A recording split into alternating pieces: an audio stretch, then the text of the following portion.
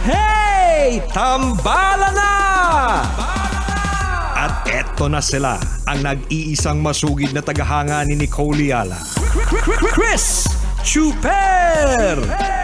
Kasama ang nag-iisang diehard fan ni Chris Chuper, Nicole Yala! Mula sa Mahiwagang Burnay, ang kwento.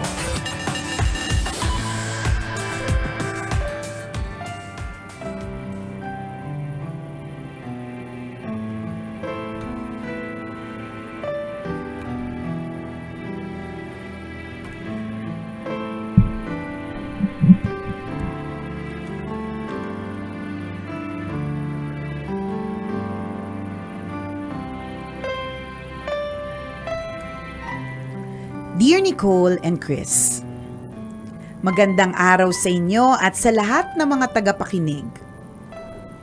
Itago nyo na lang ako sa pangalang Tanya, 35 years old at tambalanista since 2012. Kasalukuyan akong nasa Middle East at nagtatrabaho bilang housekeeper sa isang opisina. Nakasubaybay ako sa FB page ninyo at nanonood sa YouTube after work. Sumulat ako para humingi ng payo. I have a boyfriend at niyayaya na niya akong magpakasal. Kaya lang gusto niya, siya na at ang magiging anak namin ang magiging priority ko kapag mag-asawa na kami. Siguro naman daw sapat na ang naitulong ko sa pamilya ko sa loob ng mahabang panahon. Tinanong ko ang parents ko kung pwede na ba akong magpakasal. Mag-asawa. Total, 35 years old naman na ako. I was hoping na ang isasagot ay, "Go ahead anak, nasa tamang edad ka na. Panahon na para sumaya ka at sarili mo naman ang isipin mo." Pero hindi yan ang narinig ko. Bagkus ang mga tanong na ito ang dumurog sa puso ko. Sigurado ka na ba sa kanya? Baka nabibigla ka lang. Paano ang pag-aaral ng mga kapatid mo? Paano yung bahay natin hindi pa tapos? Gusto ko ding magtanong pabalik. Paano kung hindi na ako mahintay ng taong mahal ko at iwan ako? Paano kung hindi na ako magkakaanak dahil sobrang late na ako nag-asawa? Habang buhay ko na lang bang pasan ang pamilya ko na kung tutuusin ay hindi ko naman responsibilidad? Tambalan masama ba akong anak kung pipiliin ko naman ang kaligayahan ko ngayon over my responsibility? Feeling ko ipinanganak ako para maging ATM kung saan pwede kang mag-withdraw anytime. Pakiramdam ko, pinalaki ako para maging investment. Tatawagan lang ako kapag malapit na ang due date ng mga bills. Mangungumusta kunwari pero ang kasunod, kailan ka magpapadala or wala nang ganito o kailangan ng ganyan o kailangan ng pambayad sa ganon. Nakakapagod maging breadwinner. Ang lungkot din maging OFW kasi araw-araw akong lumalaban sa lungkot at pangungulila. Mag-isa kong hinaharap ang anxiety at depression. Nakangiti ako pero deep in my heart, I am crying. Hindi ako nakakatulog na maayos. Bigla na lang kasi ako naiiyak. Parang pinipiga ang puso ko at hindi ako makahinga. Minsan, gusto ko na lang tapusin ang lahat. Tambalan, ano kaya ang dapat kong gawin? Bigyan niyo naman po ako ng payo. Salamat sa pagbasa ng aking sulat and more power sa inyong dalawa. Ang inyong tambalanista, Tanya.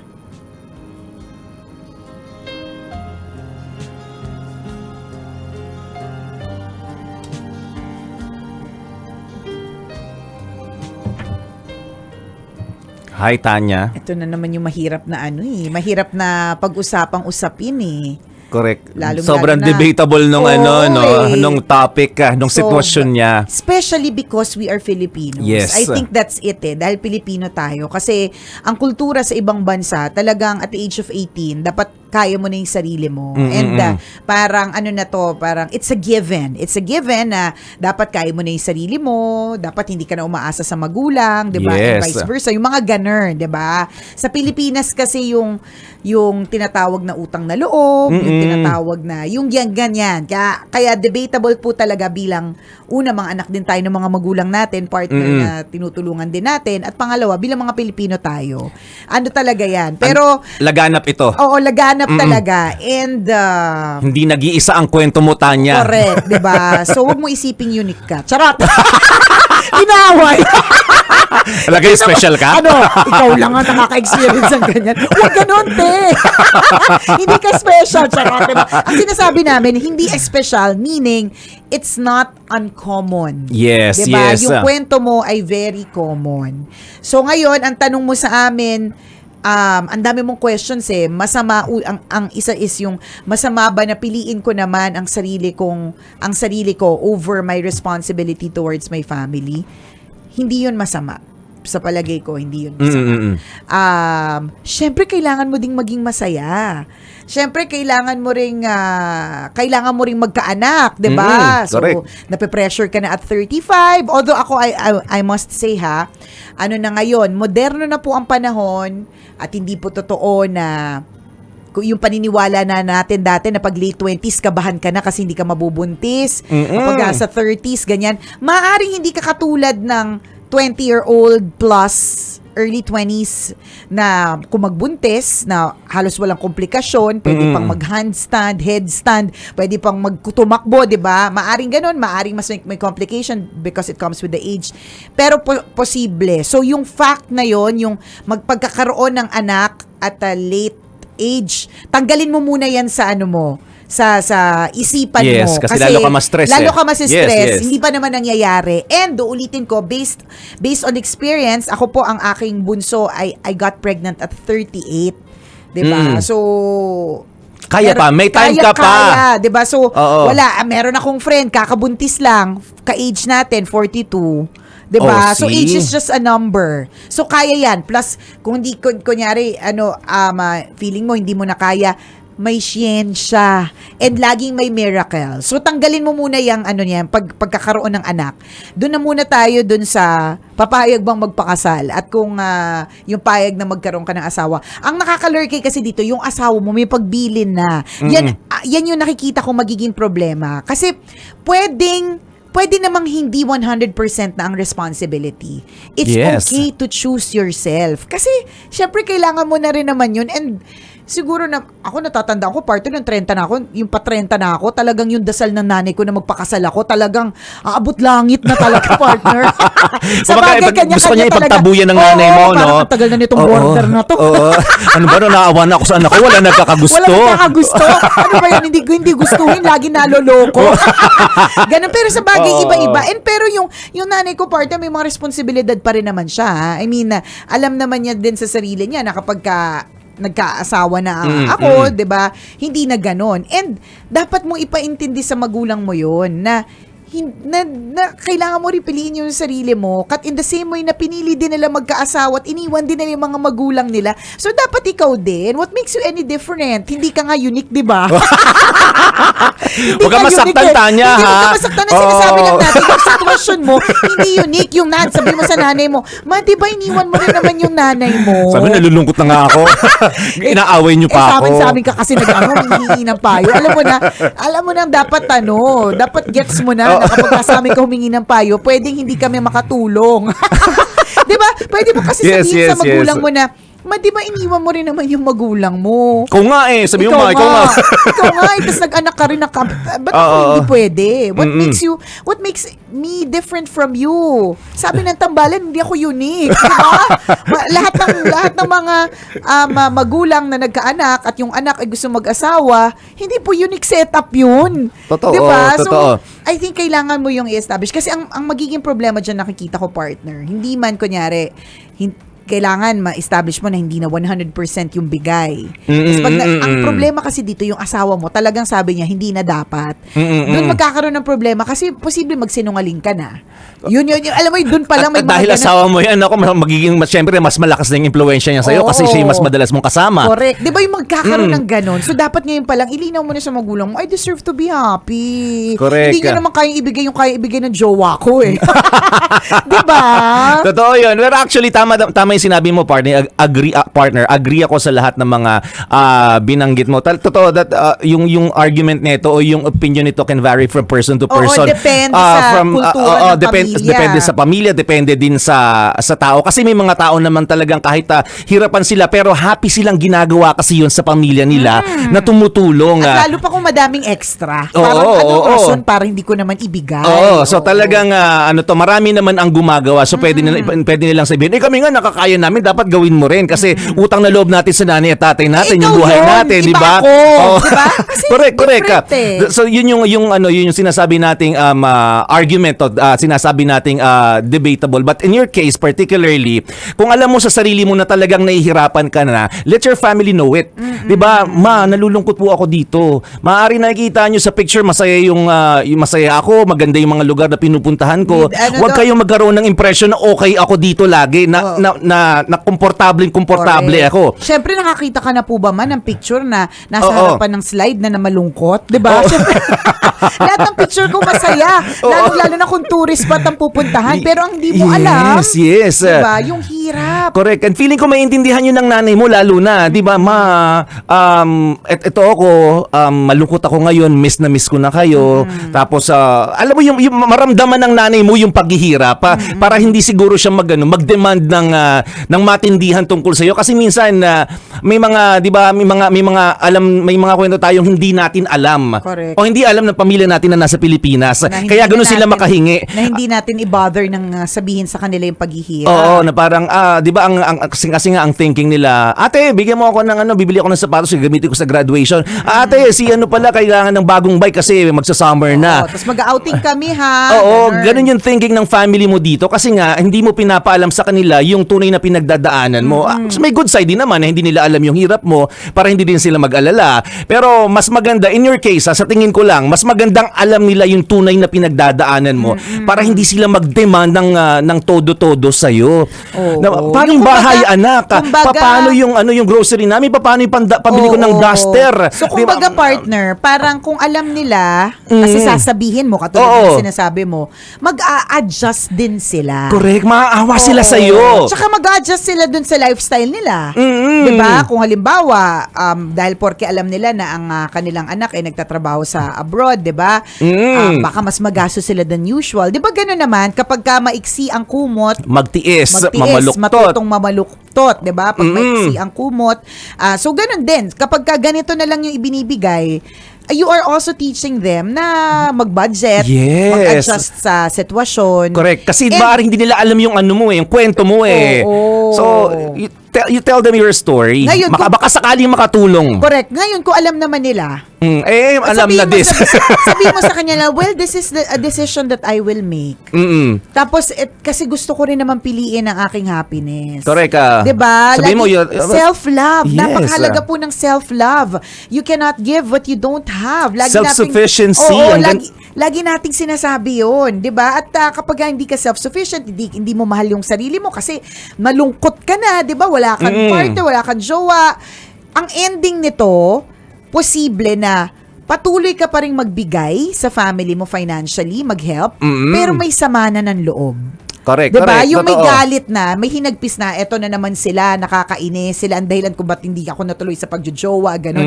So you have to be honest na, eto, gusto ko na, maging firm ka about Yes. it. Gusto ko na magpakasal. Yung magpapakasal sa akin, kasal na din, diba? Game na. So, bigay nyo sa akin ito para maging masaya ako. Tas ito na lang po yung kaya kong ibigay. Kasi magtatayo na ako ng sariling pamilya. Correct. Ipaalam mo 'yun sa sa family mo. Oo.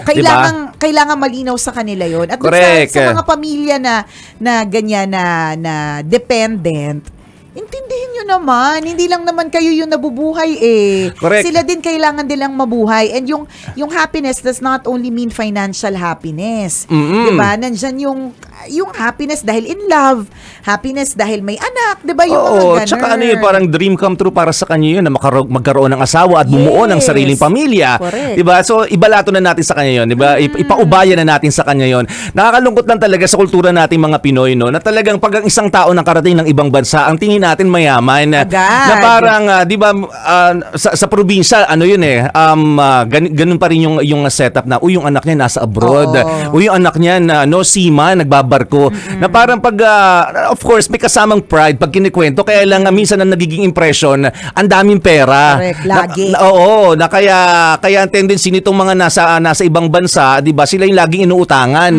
Na parang O kaya sila ino-offera ng pag-uwi dito sa Pilipinas, ang Oo. daming offer, 'di ba? Oo. Mga ganun. So tanggalin natin 'yon. Nagtatrabaho po sila doon, nagpapakahirap din sila at hindi At nila malungkot sila doon, malayo sa pamilya. Correct. So wag tayong basta hingi ng hingi ng kung ano. Ate, pengi naman lotion, paubos na yung lotion ko Oo. dito. Pati ba naman lotion, iasa mo pa sa ate mo? Kaya mo na yan. Oo. Kasi iba daw yung lotion sa USA, mga gano'n. Sabagay, iba din naman kasi talaga yung amoy. Di ba? Yung sabon, ultimo sabon, tsaka toothpaste, pwede naman bilhin dito. Ipapabili mo pa sa ate mo. Pagod na nga siya kakatrabaho doon. Kusang loob. Grocery pa. Kung kusang loob, wala namang masama. Diba? Okay, maraming salamat. Pero kung lagi-lagi, tas kaya Sobrang mo naman dependent na. ang nagiging dyan, partner, is you're also not teaching them na magbanat ng buto in their own way. Yes, Diba? yes. Kapag ka naging sobrang dependent sila sa iyo. Ganun. Ang hirap nito, promise. Kasi, syempre, pagka ganyan, tas makikita mo, malaman-laman mo, di ba? Kunyari, pinili mo yung sarili mo. Tas malaman-laman mo, hindi na tumigil na yung kapatid mo sa pag-aaral kasi hindi ka na nag-ano. Ang sakit din naman talaga sa puso. Kaya, sobrang debatable talaga ite. Diba? Ang nakikita ko nga mangyayari dito sa mga susunod na pagkakataon kung sakali lalabas sa kontrabida yung asawa mo. Oo. Kasi hindi na nalatrip yung asawa mo. Pag pumunta dito sa Pilipinas, yung asawa mo hindi nila papansin. Yan ay yung mga nakikita ko mga eksena. Di ba? Oo. Sasabihin ng diba? pamilya mo dito, simula nag-asawa naman niya si ate, hindi na kami Yan, pinansin. diba? Correct. Natigil na yung padala, hindi na tuloy ako Oo. nakatanggap ng lotion ulit. Tama. Lotion talaga yung mabenta. Wag ba kasi lagi may lotion ng mga balikbayan. Siyempre naman, partner. Iba yun eh. Di ba? Diba? Yung ganun ba? Pero kailangan eh. Hindi naman pwedeng hindi ka maging happy. Correct ka. Kailangan maging happy ka. So be firm about it. And then, kaya mo namang come up with a setup. Panibagong setup. Diba? Lagi nga naman natin sinasabi, the only constant thing in this world is change. Yes. So, ang bawat sitwasyon nagbabago. So, kung dati pwede kang humingi kahit kailan, anytime, pwede ka, hindi na ngayon. Kasi iba-iba na. Kaya, babalik tayo na, kung halimbawa, ikaw ay nagtatrabaho ngayon, ikaw ay isang magulang, while you are doing your best para pag-aralin yung mga anak, which is, I feel like, it is our responsibility na talagang patapusin, ganyan, wag mo rin kakalimutan na mag-ipon for your retirement. Napaka-importante para sa akin, nun. mahalaga talaga yung mag-ipon ka for your retirement kasi hindi mo alam yung magiging future ng anak mo at hindi mo pwedeng gawing investment yung anak mo na, okay, pag-aaralan ko siya ng maganda at bonggang-bongga para kapag ka dumating yung panahon na bonggang-bongga din yung karir niya, bonggang-bongga na din ang paghingi ko sa kanya. Hindi ganun kasi hindi ka naman sure eh. Hindi ba't maraming mga magulang ang nagplano ng anak nila ay maging ganito pero hindi naging ganun? No, kasi na-in love eh. Oo. Kung kanino, sa taong hindi sa taong mo... hindi rin mapera, Oo. di ba? Correct. So, yun yung parang isang bagay na pwede nating pag-isipan to save up for our retirement. Gusto Kasi namin may mga sabihin na ways huwag natin gawing investment yung mga anak natin kasi maraming Oo. magagalit. Maraming magagalit. Actually, maraming magagalit. Parang nasabi ko na nga ata, pero maraming magagalit. Pero hindi ba't hindi dapat? Oo nga. Pero nasa Pilipinas tayo pero eh. Nasa Pilipinas Oh. kasi tayo. Ako nga, partner, yung anak ko, yung bunso ko. Pangarap ko talaga maging artista yan. Oo. Feeling ko kasi, Kaya yaman mo yun, di ba? Kaya yaman ko yun. Oo, yung di ba? biglang yaman, Yun di ba? yung automatic eh. Sabi ko na Oo. magiging artista tong anak ko, yung Oo, bunso. Sabi ko, oo. iba to? Sabi ko, iba to? Ano to? Ito yung magiging dahilan ng pagyaman ko. Sabi ko, di ba? Kasi nga, yun yung tingin natin. Correct. Di ba? Oh, mindset ng typical na Pinoy. Very Pinoy, kaya nga very Oo. debatable. Kaya gets na gets natin si Tanya kung bakit hindi siya parang ang dali para sabihin natin, be firm about it, decide. Hindi eh. Pilipino kasi. Pero again, doon pa rin kami sa choose yourself. Kung jowa ka na, asawang-asawa ka na, go. Hindi sa, May pangangailangan ka din. So, yun yung bottom line. This time, think about yourself, Tanya. Makakapag-devise kayo ng you can come up with a, An with a new arrangement. setup. Oo, Yes, new yes. arrangement. Kaya yan. Nagawa na rin yan ng iba. Hindi ka unique, remember? Nagawa na yan ng iba. Nakapag-devise Huwag ka sila ma-offend, ng sariling setup. So, makaka-devise ka rin ng sariling setup. Makakagawa ka rin ng sariling setup na bago. Okay? Tanya, I hope you feel better. I hope Pag you're napauwi not ka, so bigyan mo broken. ng lotion kaming dalawa. Oo, alam mo na. Middle East Gold pa rin ang hingi ko, partner. Ha? Salamat, Tanya, for sharing. Ingat ka, and then, wag malungkot, ha? Hanap ka ng paraan para mag-enjoy. Ayaw naming nadidepress kayo Pwede yan. sa ibang bansa. Pwede yan. Pwedeng gawa ng paraan yan. Okay, Docs, tandaan, hindi ka unique. Charot! Ibig sabihin, Joke lang. you are not alone. Ulitin ko lang Yes. kasi baka mamaya you take offense eh. Parang hindi ka alone dyan sa predicament mo, hindi ka alone dyan sa nararamdaman mo, sa problema mo. Maraming ganyan. So Totoo. siguro nga kung meron kang kaibigan na ganyan din ang setup, you can learn from your friend eh. Yes. Pwede mong tanungin sa kanya, ano bang ginawa mo? Paano bagong setup? Anong arrangement? Paano Diba? mo na-overcome yung dati, Oo. yung gantong struggle dati? Correct, diba? Pwede. Kasi nga, you are not alone. Correct. Salamat, Tanya, for sharing your story with us. At kung ikaw, Kabisyo, meron ka rin kwento na gusto mong i-share sa amin, pwede mo kami i-email. Send your stories at mahiwagangburnaystory@gmail.com. Mali mo kwento mo na ang ating pag-uusapan sa mga susunod na araw. Kaya send mo na yan, Kabisyo. Good morning and happy listening sa lahat ng staff ng PNB dyan sa Paco Branch. Uy! Nakatutok sila sa Love Radio, especially kay Sir Dennis Libor. Good morning, Sir Dennis. Hope you're having a great day. Nakatutok din ngayon, partner, ang aking isa sa mga paboritong teacher nung Uy, high school sa talaga? paaralang sekundarya ng Lukban. Hello po, ma'am. Si Ma'am Vivian Mitiere. Ma'am Vivian Metiere, ramdam ko hindi yan tumatanda. Diba? Yes, totoo. Sila hindi sila tumatanda. Kung paano natin sila kasama nung mga Noon. bata tayo, yun pa rin yung itsura nila ngayon. Totoo, no? Ako pag nakita ko yung mga pictures ng mga teachers ko dati, ay mga pictures ng mga teachers natin nung high school at kahit nung elementary, di ba parang, Ageless. Oo, parang walang nagbago. Di ba? Mga nananatili silang bata. Ano po yun? So, kailangan po ba namin magturo para manatiling young and fresh? Ganun. Kasi ang dami na po namin pinapagawa sa pes namin eh. Hello po, ma'am. Good morning. Hi, Mama Vivian Michere. Kasama ang kanyang asawa na teacher din. Ay, ayan, si Sir. Yes, Mr. and Mrs. Michere. Hello. Ingat po kayo sa biyahe. Ingat po kung saan man kayo pupunta. Yes, hope to see you soon, ma'am. Yes, and speaking of biyahe, mga kaibigan super, mga driver sweet lover, eto na ang ating Fanscan. Susunod na sa pagpapatuloy ng ating Facebook Live. Muli ako po si Nicole Yala. At ako naman si Cambio King Chris Chuper. Papaalala, walang matatag na relasyon sa malanding determinasyon. Yun!